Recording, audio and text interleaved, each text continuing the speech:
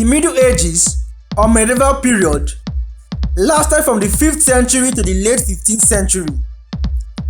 Between the fall of the Roman Empire and the beginning of the Renaissance.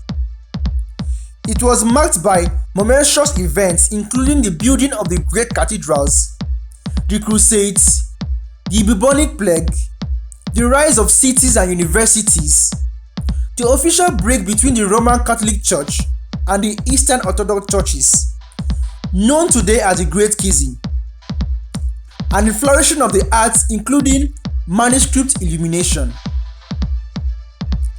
While depiction of the Middle Ages often revolved around knights, dragons, and fairy tales, the stories of how real people lived during these tumultuous times are even more fascinating, particularly the untold stories of women.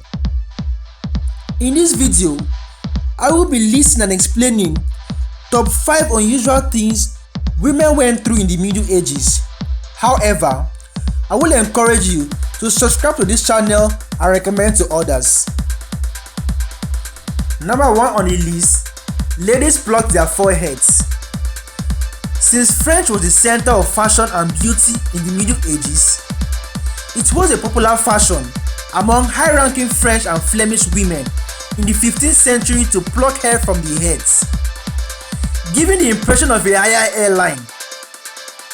It was perceived that as a result of the unfair manner in which women were treated, placing so much right and importance on men, in an effort to be considered relevant as well, women might have carried on with this fashion in order to depict a sense of brain and beauty, and of course, it became a trend in the Middle Ages in French. Number 2. Veiling. In the Middle Ages, veiling was considered to portray chastity and good morals. For a woman to walk the street of a medieval town with her hair uncovered would raise suspicions as to her sexuality, alluding her behavior to that of a prostitute. In fact, if an honest woman in the French city of Arles saw a prostitute wearing a veil, she had the legal right to rip it off. The rich class women were able to afford the veil to match their dresses, thereby putting the poorer women in an unbalanced state. In order to avoid the shame and embarrassment of being dragged out by the male counterparts, they had to use pieces of materials to form a veil or use a square hat tied to a rope around their neck to form a veil. Number 3 on the list is pregnancy and childbirth. Childbirth is openly discussed in today's society. Images of pregnant women appear in magazines, and women giving birth can be seen on television and in movies. Yet, during the medieval period, childbirth was deemed a private affair. Giving birth in the Middle Ages was a dangerous time for women, and childbirth did not discriminate. Young mothers, older mothers, poor or rich mothers all could die, not only in childbirth, but also due to complications afterwards. Sadly, more than 1 in 3 women died during their childbearing years. In the Middle Ages, some women would not have even known they were pregnant until they felt the movement of their babies inside of them around 5 months. Having a baby in the medieval Europe presented women with a set of acute challenges and dangers, from what to drink while in labor to the best scent to besiege for a safe pregnancy. In the Middle Ages, it was frighteningly common for a woman and her baby to die in labor. Medieval texts mention girdles lent to women by religious authorities to protect them during pregnancy and childbirth. And number 4. In medieval Europe, menstruation was connected to hormonal theory. The belief that the body is made of 4 major hormones or fluids, one of which was blood. If you had too much of one of the hormones, early Western medicine believed it lead to disease. Bloodletting was a common cure for a variety of diseases and an attempt to get the body's hormones back in balance by getting rid of excess blood.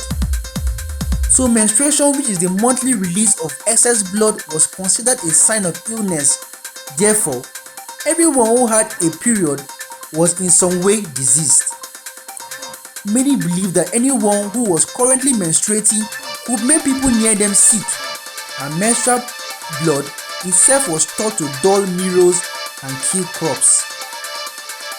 Most people with periods use cloth rags as a kind of DIY sanitary pad.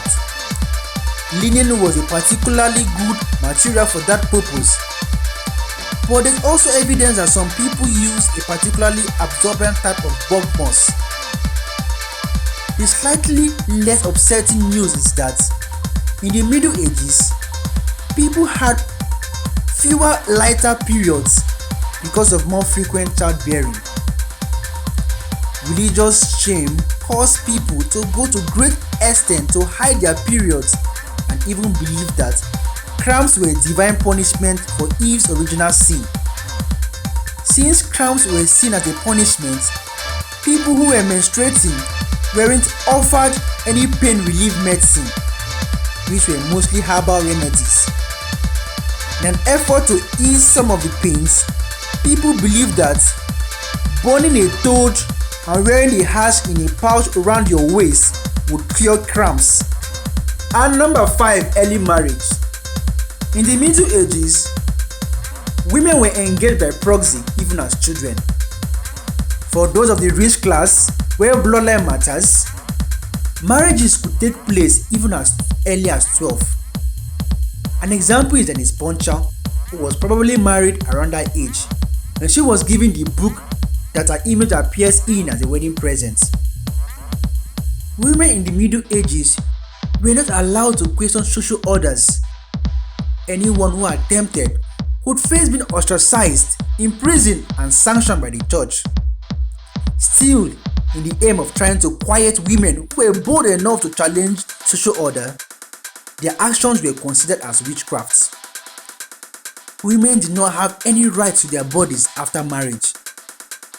The example of Margaret Kempe speaks volumes of this silent burden borne by so many women. Margaret wanted to remain a celibate and follow her vocation as a religious life, but her husband forced her to carry on having babies for years and years against her will.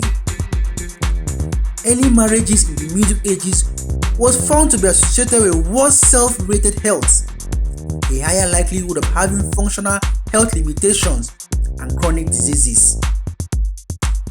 If you like this video, please subscribe to my channel and recommend this video to others. Thank you.